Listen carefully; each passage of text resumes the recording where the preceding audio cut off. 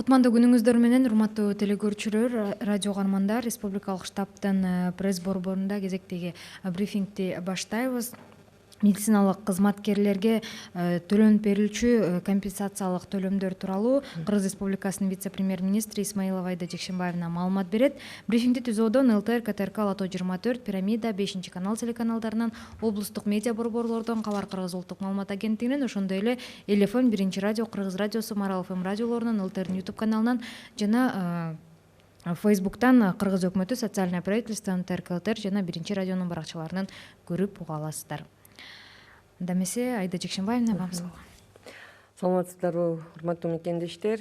Мына мен бүгүн ушул биздин медициналык кызматкерлерге төлөнүп берүүчү төлөмдөр боюнча кичине айтып кетейин дейм. Биринчиден, биздин медициналык кызматкерлерге ошо июль айында 700 миллиондон ашыгыраак каражат бюджеттен бөлүнүп берилип таратылды. Кепилденген айлык майына боюнча айтып кетсем, биздин ошо медициналык кызматкерлерге толук которулуп берилип атат. Ошол эле медициналык мекемелерге толук которуп берилди. Ошондуктан ошол кепилденген айлык маянанын алынып атканы, которулуп берилип атканы түздөн түз ушул медициналык мекемелердин жетекчилеринде жатат. Анткени депозиттик эсептерге түштү. Эми мына ошол эле убакытта медициналык мекемелердин жетекчилери өз деңгээлинде ал каражатты биздин медициналык кызматкерлерге которду. Мындан сырткары баарыбыз билебиз, ушул өкмөт тарабынан кошумча төлөмдөр төлөнүп берилип атат. Ошо июль айын айтып кетсем, өкмөт тарабынан ошол компенсациялык төлөмдөр, кошумча төлөмдөр кайта каралып, мына азыр көбөйдү. Мына мисалы ушул казарменный эрежеде иштеп аткан, ошол кызыл зоналарда, очагдарда иштеп аткан медициналык кызматкерлерге тиешелүү. Мына бул биринчи категорияларга бөлдүк. Бул мына казарменный эрежеде иштеп аткан биздин медициналык кызматкерлерге. Мисалы врачтарга мурун 2300 сом ар бир иштөө күнгө төлөнүп берилчү. Мына азыр бул сумма 30%га көбөйдү. Мына мисал айтып кетейин. 15 күнгө мурунку төлөмдөр боюнча 2300 сом боюнча эсептесек 34500 сом болчу. Эми мына азыр 3000 сомго көтөрүлдү. Ошондуктан мына ошол эле 15 күндү эсептесек, бул 15 күндүн төлөмдөрү 66 000 сомго көтөрүлдү, 30%га көтөрүлдү. Анан мындан сырткары мына обсервацияда жайгашкан биздин медициналык кызматкерлер ар бир обсервациялык күнгө мына 900 сомдон алышат. Андан мына жалпы эсептесем, мисалы мына 15 күн жана биз обсервациялык күндү дагы 14 күндөн 7 күнгө кыскарттык. Мындан сырткары мисалы мындай айтып кетсем, мына биздин медициналык кызматкерлерибиз ошо 15 күндөн сырткары өз каалоосу менен, өз ыктыяры менен ден соолугунун абалы жакшы болсо, ошо 15 күндөн кийин дагы иш алып барса болот. Буга тыюу жок. Ошондуктан мына 15 күнгө, мисалы биз 7 күндү кошсок, 22 күн болот. Анан 22 күндөн сырткары мына обсервациялык дагы убакыт бар, 7 күн. Ошондуктан мына жалпы 29 күн болуп калат экен. Ошо 29 күндү эсептесек, мисалы 72 300 сом болуп эсептелинип атат да. Анан мына орто медперсоналды айтып кетсем, мурунку төлөмдөр боюнча 2000 сом болчу ар бир иштөө күнүнө. Мына азыр бул сумма 25%га көтөрүлдү, 2500 сом болуп калды. Мына кайта эле ушул мындай мурунку төлөмдөр боюнча айтып кетсем, мисалы 15 күндүн төлөмдөрү мурунку 2000 сом менен 30 000 сом болгон. Мына азыр ошол эле 15 күндү алсак, мына бул сумма мына 2500гө көбөйөт. Ошондуктан мына 55 000 сом болуп калат экен. Мындан сырткары дагы 900 сомдук төлөмдөрүбүз бар. Бул обсервацияда жайгашкан мына ошо медициналык кызматкерлерге төлөнүп берилет. Ошондуктан мына жалпы ушул орто медперсоналдын алар каражаттары боюнча айтып кетсем, мына 29 күнгө 61 300 сом төлөнүп берилет. Ушу жаңы каралып чыккан төлөмдөр боюнча. Анан ушул обсервация жана казарменный эрежеде иштеген биздин кенже медициналык кызматкерлерибиз бар. Алар мурунку төлөмдөр боюнча 1800 сом алчу ар бир иштөө күнүнө. Азыр биз мына 2200 сомго көтөрдүк. Бул 22%га өсүштү көрсөтүп атат. Анан ошол эле мына мисал катары айтып кетсем, мисалы мына 15 күнгө 1800 сомдон мурун 27 000 сом төлөнүп берилчү. Азыр 2200 сом болбодубу? Ошо 2200 сомдон эсептесек, мына 15 күнгө 48 400 сом болот экен. Анан биз мына азыр төлөмдөрүбүздү мен жана айтып кеттим, 15 күн жана 7 күн деп кошуп атабыз да, 22 күн болуп атат да. Бирок буга карабастан ар бир медициналык кызматкер өзүнүн ден соолугуна, өзүнүн абалына байланыштуу чечим кылат. Өз ыктыяры менен, өз каалоосу менен мындан сырткары иштегиси келсе, тыюу жок. Иштегенге уруксат бар. Ошондуктан мына дагы 900 сомдук төлөмдөр бар. Бул обсервациялык төлөмдөр. Анан жалпы эсептесек, мына 29 күнгө 60 кенже медперсонал 54 700 сом. Кенже персоналга 54 700 сом төлөнүп берилет. Анан мына экинчи категория бул ошол эле график боюнча иштеген биздин медициналык кызматкерлерибиз. Буларга дагы, бул категорияга дагы төлөмдөрүбүз кайта каралды. Мына врачтарга 30%га өстү. Мурун ар бир саат сайын 100 сомдон алышчу. Азыр ар бир саат сайын 130 сомдон алышат. Анан мына мисал катары дагы айтып кетсем болот, бирок эң негизгиси мына ушул азыр мен айтып аткан 130 сомдон бир ай иштейби, 14 күн иштейби, биздин медициналык кызматкерлер өз каалоосу менен ушу ден соолукка байланыштуу чечим кылышат.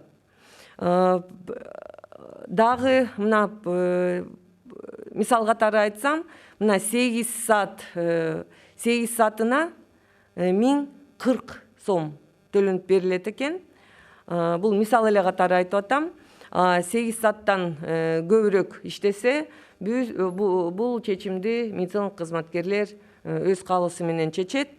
Анан мына 25 күнгө 26 000 сом төлөнүп берилет.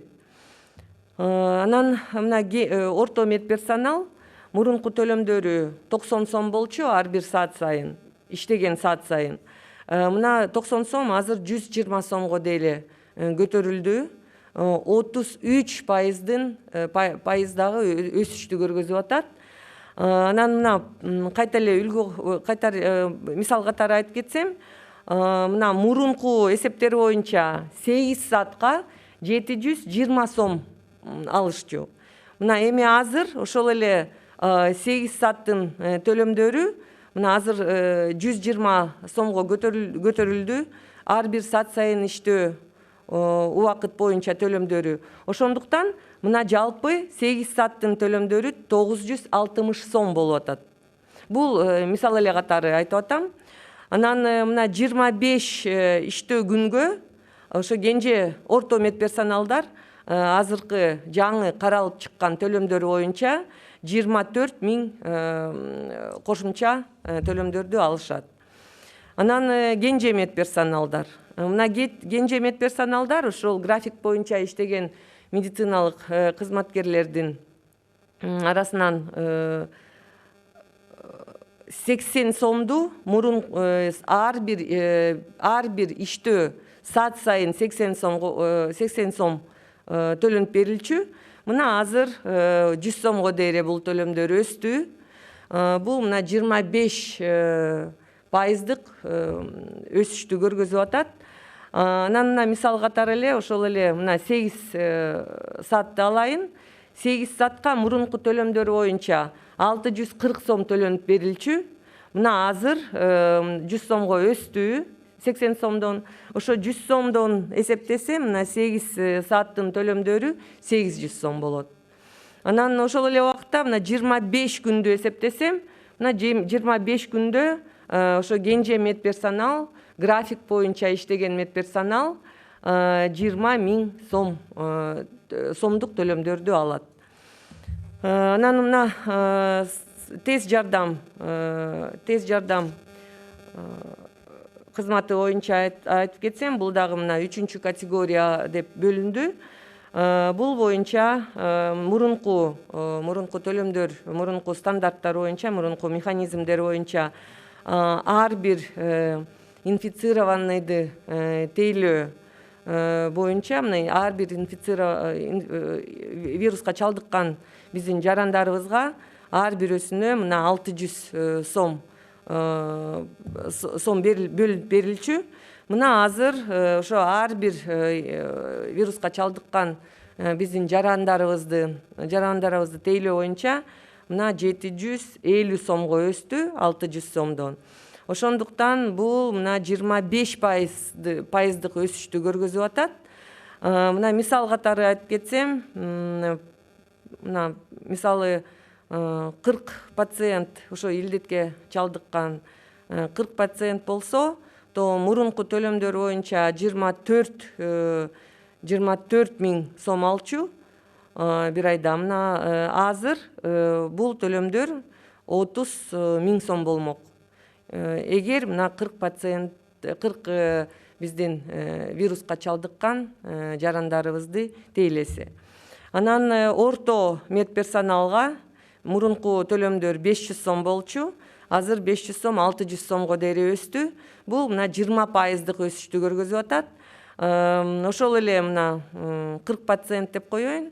40 пациентти тейлесе, мына 40 пациенттин тейлөө акча каражаты 24 000 сом болуп эсептелинип атат.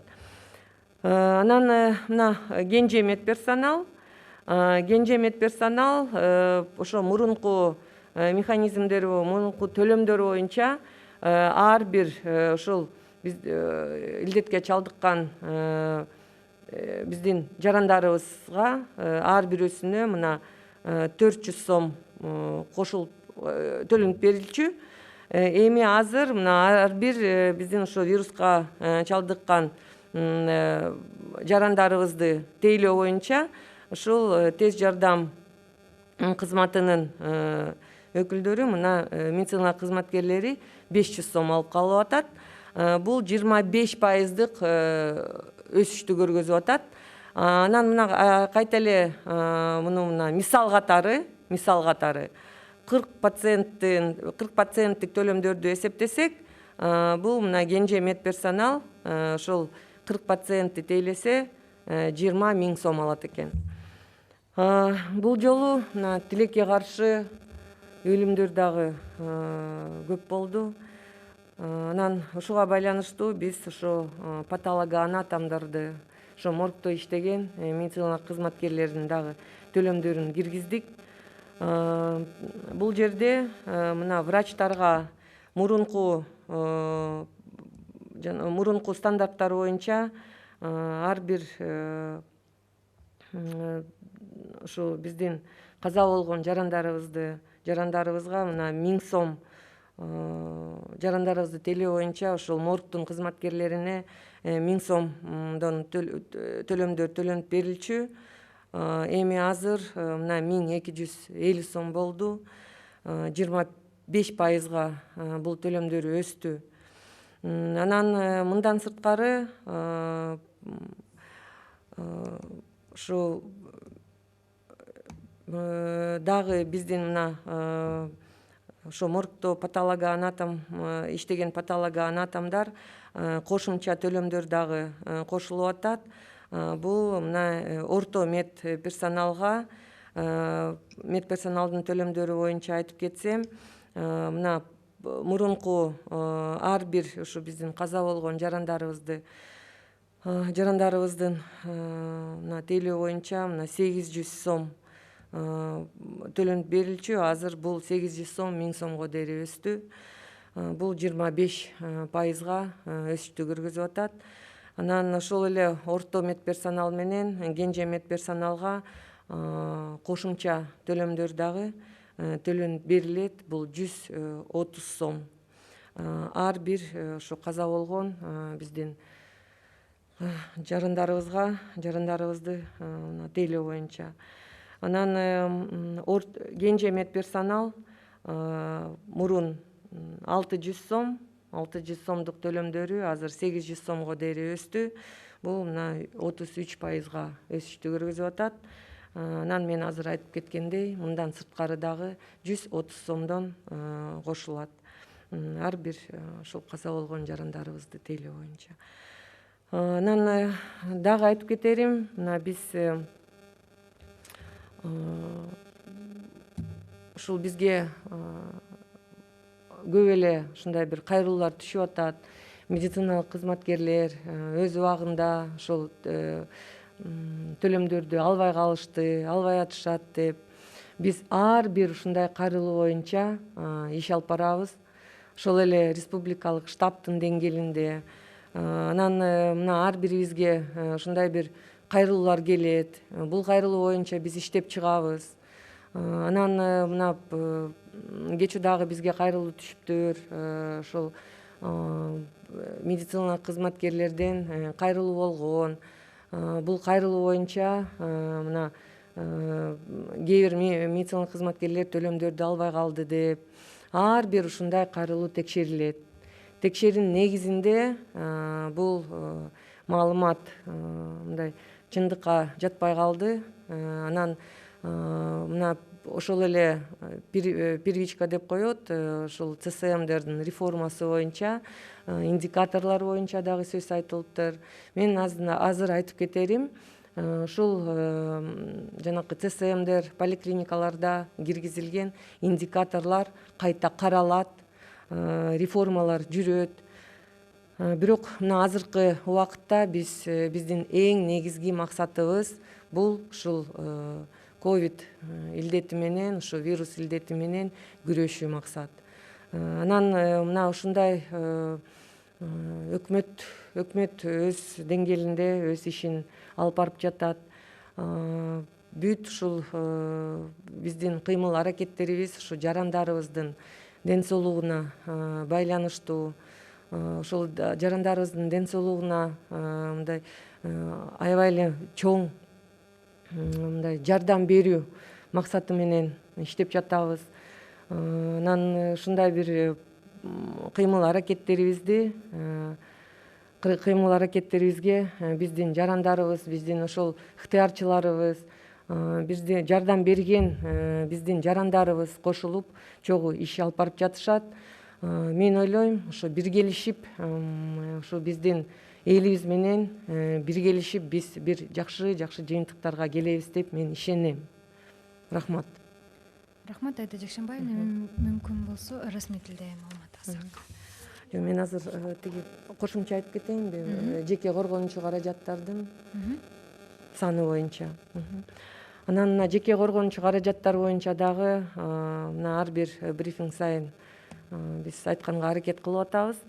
Мына азыркы убакытта бизде жалпы мына республика боюнча мен ушул жеке коргонуучу каражаттарды ар бир категория боюнча айтып кетейин.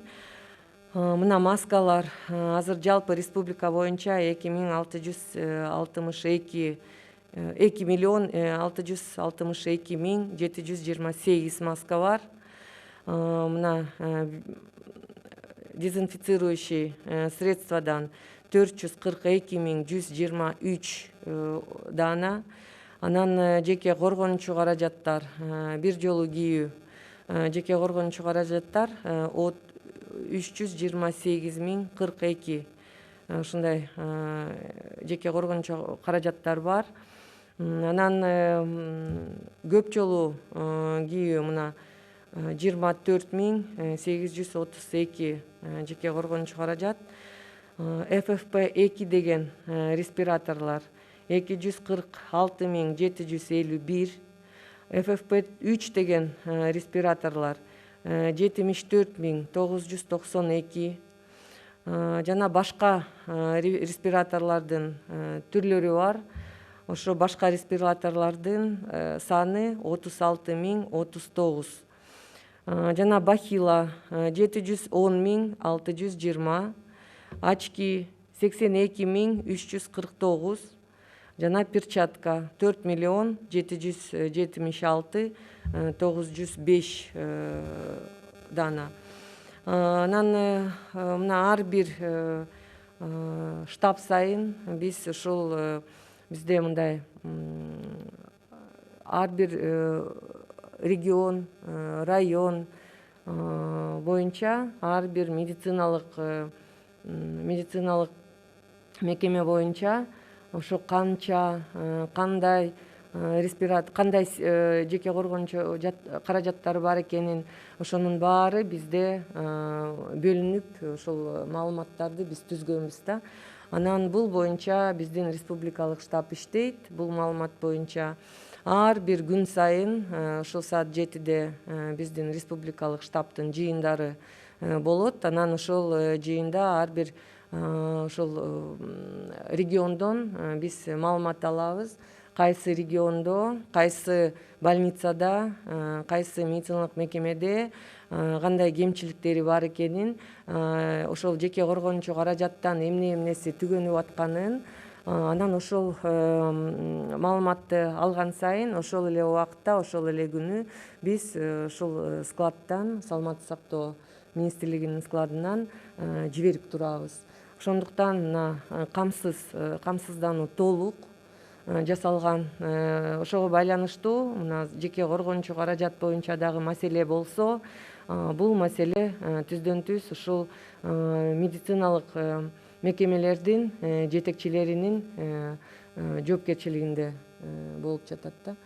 Анан айлык маяна боюнча дагы мына мен азыр айтып кеттим. Кепилденген айлык маяна боюнча жалпы республикалык бюджеттен 700 миллиондон ашыгыраак каражат төлөнүп берилди. Бул каражатты ошол биз ар бир медициналык мекемеге төлөнүп бергенбиз. Ар бир медициналык мекеме өз деңгээлинде, өз медициналык кызматкерлерине өз убагында төлөп бериши керек. Мындан сырткары ошол эле кызыл зонада ачактарга иштеген, мына мен азыр айтып кеттим биз кайсы категориялар бар экенин. Бул категорияга байланыштуу биз мына жакынкы күндөрү ошо депозиттик эсептерге ар бир депозиттик эсептерге ошол медициналык мекемелердин жетекчилери которуп бериши керек. Анткени биз өз деңгээли өкмөт тараптан Минздрав тараптан ар бир ушу медициналык мекемеге төлөп бергенбиз, которуп бергенбиз. Анан мына биз мониторинг кылдык, отчет алдык ал мекемелерден. Ушул биздин медициналык кызматкерлерибизге өз убагында биз которгон каражат ошол депозиттик эсептерден ар бир медициналык кызматкерлердин эсебине которуп берилди деген биз ошол негиздемелерди, маалыматты алдык. Эми бул боюнча ушул айлык маяна боюнча суроолор же кайрылуулар пайда болуп калса, биз ар бир ушу маалымат боюнча иштеп чыгып атабыз. Ошондуктан ушундай кайрылуулар болсо, биз мына мен өзүм медициналык ар бир чатта, ошо баарыңыздар билет болушуңуз керек. Бизде мына ошо медициналык кызматкерлер өз байланыш, өздөрүнүн ичинен мына байланышуу максаты менен бир нече чат түзүшкөн. Мен ошол ар бир чатта бармын. Ошо медициналык кызматкерлер ар бир региондон ошол маалыматты беришет. Бул маалыматтын үстүнөн иштеп чыгып атабыз, жооп берип атабыз. Кээ бир маалыматтар мындай реалдуу чын маалымат болбой калып атат. Ошого байланыштуу мына айтып кетерим. Биринчиден медициналык мекемелердин жетекчилерине кайрылып кетейин. Өз убагында ушул өкмөт тараптан, саламаттык сактоо министрлиги тараптан которулуп берилген, кепилденген жана кошумча төлөмдөрдү өз убагында төлөп берүү боюнча ошо ар бириңиз жоопкерчиликтүү. Ар бириңиз ушуну көзөмөлдөшүңүз керек. Бул боюнча биз текшерүү жүргүзөбүз. Ушул бизге берилген жок деген келген маалымат боюнча текшерүү жүргүзүп, эгер ошо маалымат, ушул бизге келген ошо берилген жок деген маалымат тастыкталынса, анда ушул медициналык мекеменин жетекчиси жоопко тартылат. Рахмат. Айда Жекшенбаева, мүмкүн болсо расмий тилде маалымат алсак. Здравствуйте, уважаемые граждане. Хотела бы внести пояснение по надбавкам, которые мы со стороны правительства, со стороны Министерства здравоохранения пересмотрели в сторону увеличения. Разделили мы на 4 механизм выплаты на 4 группы. Первая – это группа сотрудников, находящихся в казарменном положении. Это то, что касается надбавок за работу в очагах, за работу в красных зонах. И если раньше выплачивались за один фактически отработанный день в карантине 2300 сом, то сейчас эта сумма пересмотрена и увеличена на 30%. И того вместо 2300 сом будет выплачиваться 3000 сом. Хотела бы сказать, что, к примеру, сейчас, раньше за 15 дней за 2300 сом выплачивалось 34 500 сом. Но сейчас мы считаем как 22 дня. Это все, я говорю, к примеру, так как, исходя из вот этой суммы, за один фактически отработанный день в карантине, каждый медицинский работник по состоянию здоровья, по своей воле, по своему желанию, если захочет работать целый месяц, он может работать целый месяц. Если захочет работать 22 дня, или же 25 дней, или же другое количество дней, он может работать желаемое количество дней. Я сейчас хочу сказать, вот, что, к примеру, если, например, 22 дня работы, то за эти 22 дня работы, соответственно, начисление будет в сумме 66 тысяч сом за фактически отработанные 22 дня. Но эти дни, они могут быть увеличены в соответствии с решением самого медицинского работника, исходя из состояния здоровья и его желания. Также хотела бы сказать, что нахождение в обсервации, оно будет рассчитываться по-старому, то есть 900 сом за 1 день изоляции после работы. И если мы возьмем, к примеру, 29 дней, то есть, например, 22 дня отработанных, и к нему 7 дней обсервационных дней, то получается в общем 29 дней. И вот за эти 29 дней отработанных фактически начисления, исходя из 3000 сом за 1 день работы в карантине, то начисление получится в сумме 72 300 сом. Также то, что касается среднего медперсонала. По старым механизмам выплат сумма за 1 день работы в карантине составляла 2000 сом. Сейчас же эта сумма увеличена на 25% и составила 2500 сом. И исходя из этого, я вот говорю опять же к примеру, средний медперсонал раньше за каждые отработанные 15 дней получал 30 тысяч сом. Сейчас же, я говорю сейчас о 22 днях, о 22 днях, и, например, за фактически отработанных 22 дня среднему медперсоналу уже будет начисляться сумма 55 тысяч сом. Также остается начисление в размере 900 сом, это за 1 день изоляции после работы, то есть обсервационный день. Вот. И эта сумма будет 6300 сом, так же, как и врачам, потому что раньше было 14 дней, и потом мы пересмотрели, и 14 дней у нас уменьшилось до 7 дней. Если мы возьмем в расчет то, что человек, медицинский работник, отработал 22 дня, плюс добавим 7 дней обсервационных, то получается 29 дней. За 29 дней идет начисление в сумме 61 300 сом. То, что касается младшего медперсонала, ТОП и МОП, вот из этой категории, из категории сотрудников, которые находятся на казарменном положении, то раньше за 1 фактически отработанный день начислялось 1800 сом, и 2200 сом начисляется сейчас, то есть за июль месяц начисление было именно по вот этой вот сумме.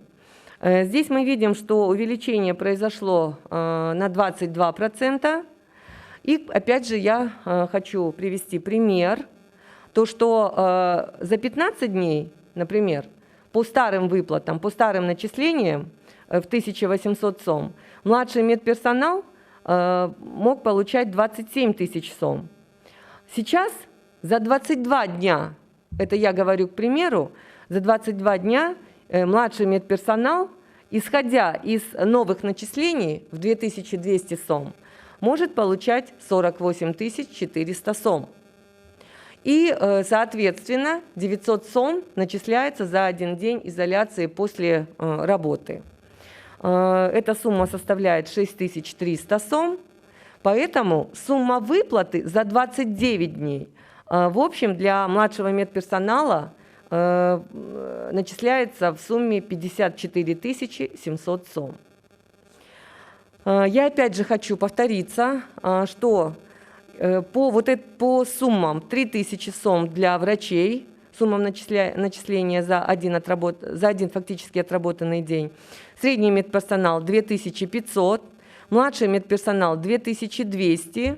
В зависимости от состояния здоровья медицинского работника, в зависимости от его желания, медицинский работник эти дни работы может увеличить по своему желанию.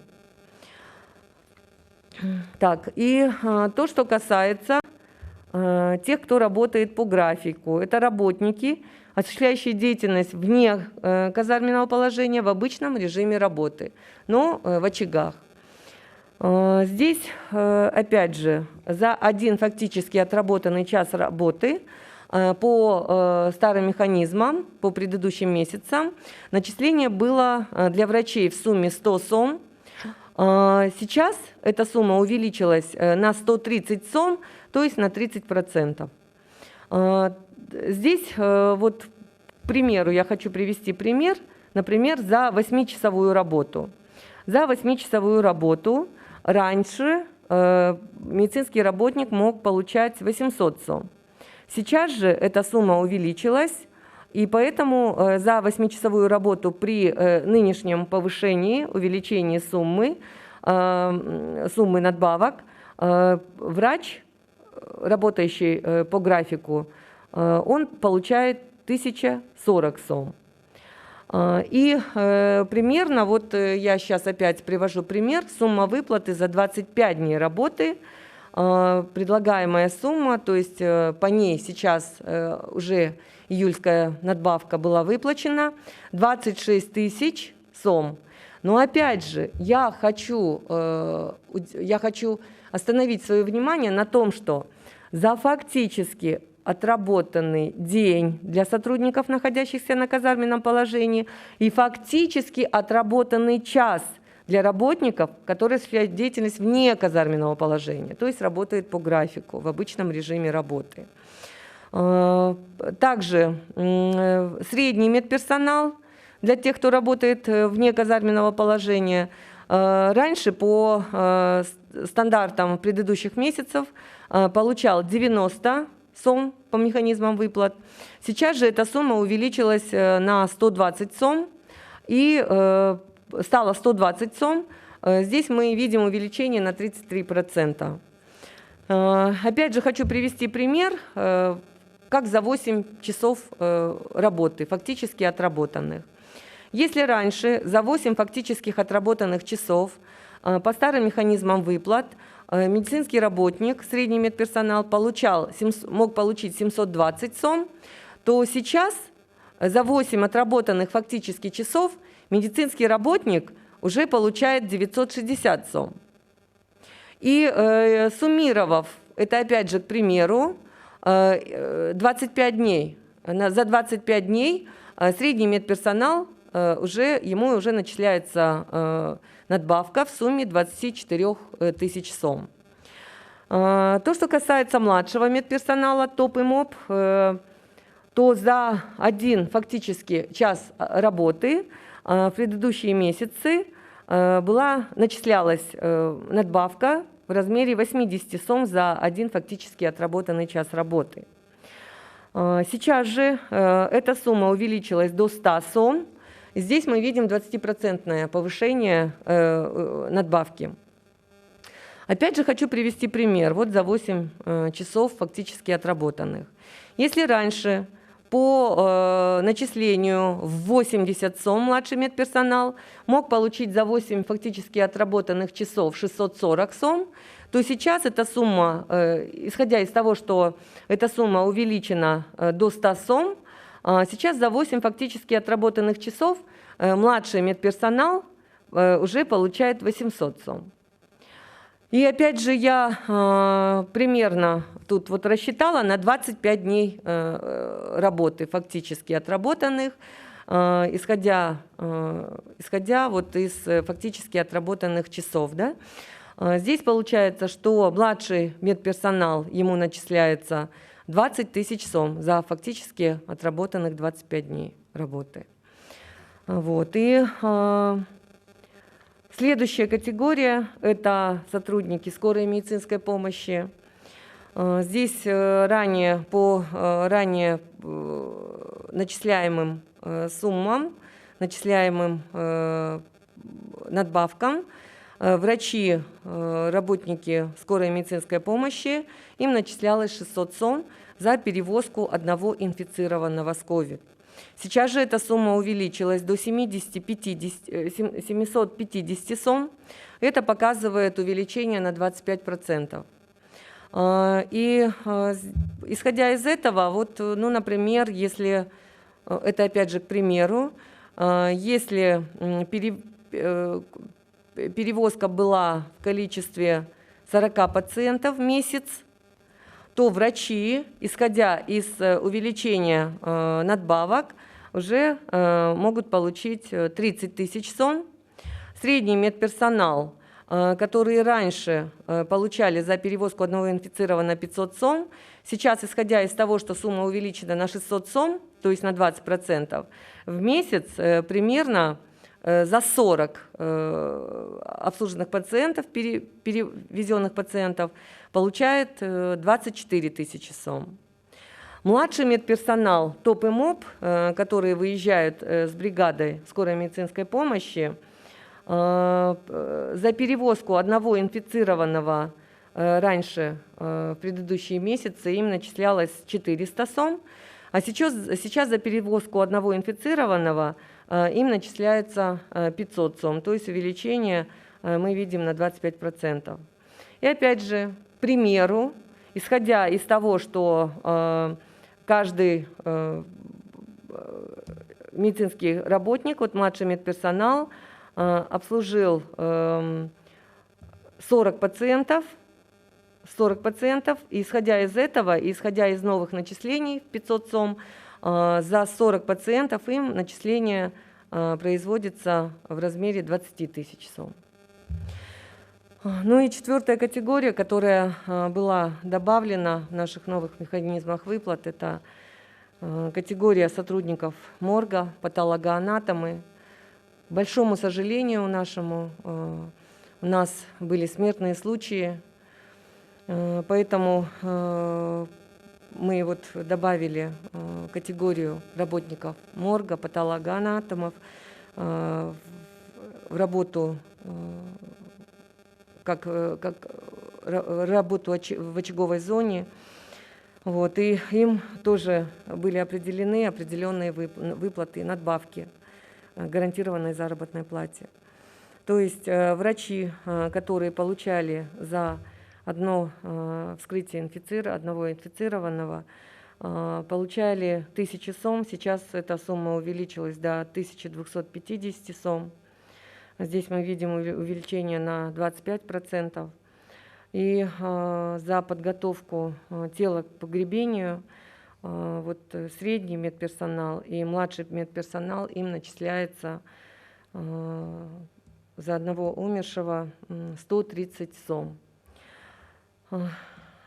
Врачи, например, врачи будут получать только вот за вскрытие одного инфицированного, как я сказала, 1250 сом. Но вот средний медперсонал и младший медперсонал, помимо того, что им, опять же, вот увеличили, средний медперсонал с 800 сом увеличились выплата надбавок на 1000 сом за вскрытие одного инфицированного. Опять же, 25% показывает увеличение. И младший медперсонал с 600 сом до 800 сом. Здесь мы видим 33% увеличение. И средний медперсонал и младший медперсонал, соответственно, им еще будет дополнительно начисляться вот по 130 сом за подготовку тела к погребению.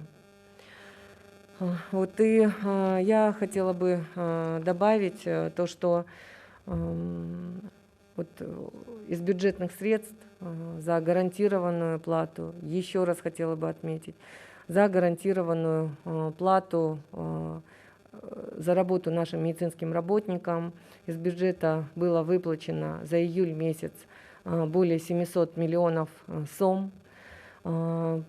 Помимо этого из бюджета было выделено 450 миллионов сом за начисления, за надбавки, за работу в очагах в красных зонах. Эта сумма увеличилась у нас в разы. В прошлых месяцах эта сумма составляла 109 миллионов, 110 миллионов сом. Но сейчас эта сумма увеличилась почти в 4 раза. Исходя из того, что у нас появилось очень много обсервационных мест, как дневные обсервации работали, так и ночные обсервации. Помимо этого открылись у нас и перепрофилированные места в больницах, и поэтому мы привлекли большее количество медицинских работников, чем в предыдущие месяцы. Поэтому сумма, которая была выплачена правительством, Министерством здравоохранения, как надбавки, как компенсационные выплаты нашим медицинским работникам за работу в очагах, она увеличилась почти что в 4 раза. И хочу отметить то, что к нам до сих пор поступают обращения наших медицинских работников, наших граждан по поводу недовыплат нашим медицинским работникам. Здесь мы видим несколько причин. Где-то карточки, действительно, многие наши граждане, медицинские работники, нам тоже высказывали такое мнение того, что почему вы ссылаетесь на то, что где-то карточки были просрочены, срок действия карточек, или говорите какие-то другие причины. Но действительно, по всем этим обращениям нашим медицинским работникам, да, есть случаи, где действительно недовыплаты были по вине руководителей организации здравоохранения, но есть случаи, по которым все-таки после того, как мы прорабатываем каждое обращение, по определенному количеству обращений эта информация просто не подтверждалась, потому что действительно мы просматривали пофамильно каждого медицинского работника, который обращался. Где-то получалось так, что карточка была, срок годности карточки был просрочен. Где-то получалось так, что медицинские работники, те, кто брал кредиты, и эта сумма автоматом, какая-то определенная часть снималась на выплату кредитов, ну и другие причины. Буквально на днях было обращение медицинских работников. Это обратился медик с таким обращением, что в Аламединском районе в определенной больнице не было выплачено заработной платы буквально с марта месяца. Эта информация оказалась недостоверной. Все бумаги, все отчеты мы просмотрели. Этим медицинским работникам заработная плата была выплачена. Тот медицинский работник, который обратился, он отработал в очаговой зоне только 2 дня и сейчас находится на больничном. И здесь в связи с этим, в связи с такими моментами, хотелось бы обратиться. В такое тяжелое время я считаю, что нужно нам сплотиться, нужно нам вести общую борьбу с этим данным вирусом. Это очень страшный вирус. И этот вирус не только у нас в Кыргызстане, этот вирус по всему миру. И если мы не сплотимся, если мы будем обращаться, если мы будем делать такие обращения, которые не подтверждаются, не находят почву, то выйти нам из этой ситуации, конечно, будет нелегко. Поэтому я хочу обратиться к нашим защитникам, да, к нашим защитникам медицинских работников. Давайте вместе, согласованно, давайте вместе взаимодействовать, вместе вести работу по борьбе с этим вирусом, по поддержке наших медицинских работников. Я сама нахожусь в нескольких чатах, в которых присутствуют медицинские работники. Я вижу эти проблемы, я вижу то, что там, какая информация там появляется. Мы эти вопросы стараемся сразу же отрабатывать. Мы поднимаем эти вопросы на республиканском штабе и на уровне правительства, на уровне Министерства здравоохранения. Мы стараемся отработать буквально каждое такое обращение. Поэтому я еще раз хотела бы призвать, в случае, если будут какие-то недовыплаты медицинским работникам, пишите. Я в каждом из этих чатов нахожусь, я читаю всю эту информацию, мы ее обрабатываем.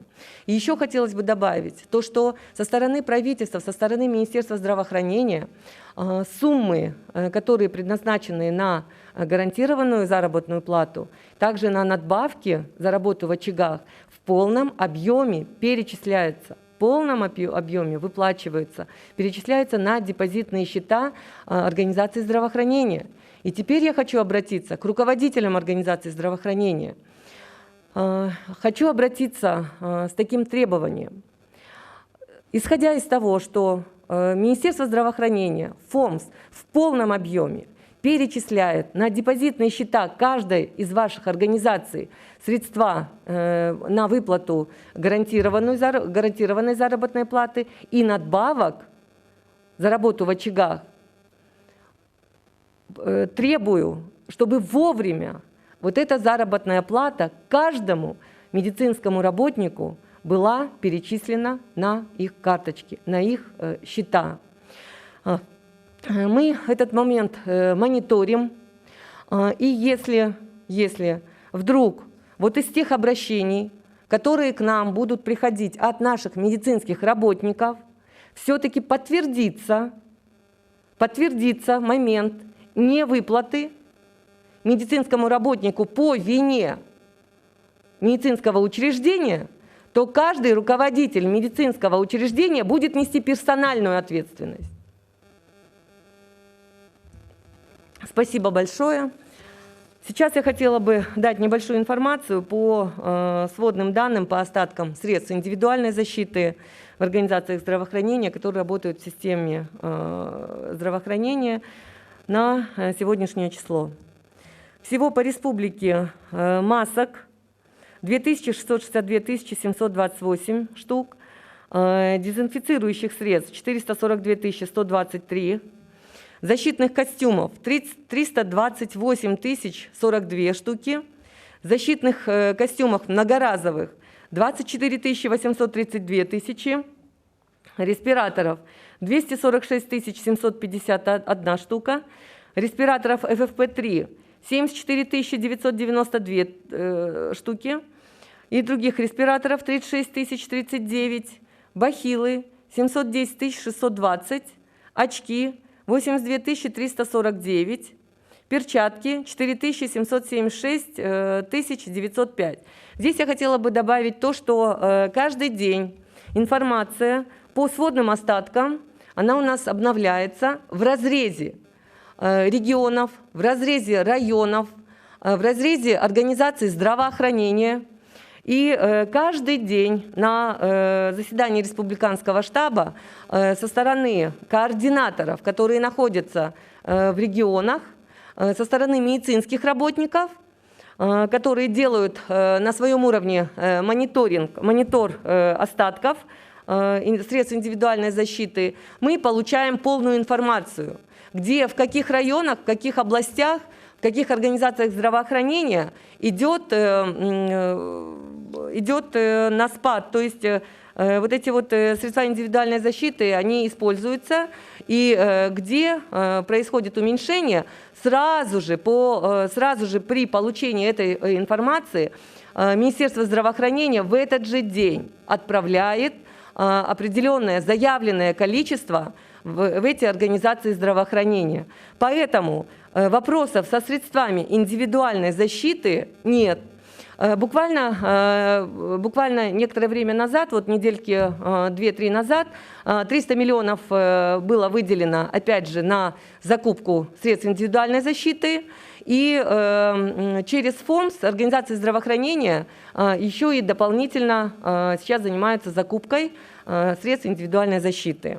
Поэтому то, что касается нехватки средств индивидуальной защиты, если есть такие вопросы, опять же, просим обращаться. Мы мониторим, мы видим в чатах. На